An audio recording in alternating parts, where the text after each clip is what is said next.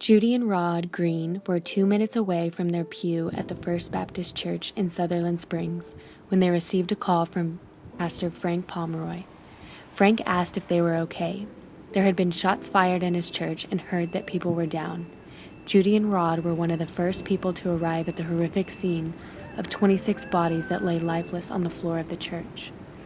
Judy and Rod have been members of the church since 2002 and got married in that church in 2006. Wanting to extend services to the community, Judy and Rod started working at the food pantry 12 years ago. They have been in charge of it ever since. Every Friday from 9 to 10 a.m., Judy and Rod are passing out food in the house right next door to the First Baptist Church. With the devastation that took place November 5th, Judy and Rod didn't want the community to think they were going to cease their services. Their work is still in full force.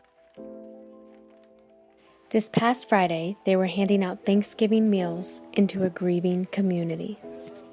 There were times when my son and me, because I'm a single mom, didn't have nothing to eat.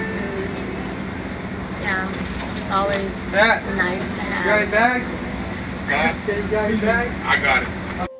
Lula White worked at the checkout desk at the food pantry for as long as Judy and Rod did, and frequently volunteered at the church. Lula was shot and killed Sunday morning on November 5th. Lula was the grandmother of the shooter's wife. The people at the food pantry are mourning the loss of a friendly face they would see on Friday morning, and Judy and Rod are trying their best to love on a community in the midst of losing some of their very best friends. The church is now open as a temporary memorial site for the lives that were lost that day. Just like Judy and Rod, the entire community is trying to bring light to tragedy that struck the small town of Sutherland Springs. This town will not let that event define them. And in the midst of heartbreak and hurt, there is perseverance and there is love.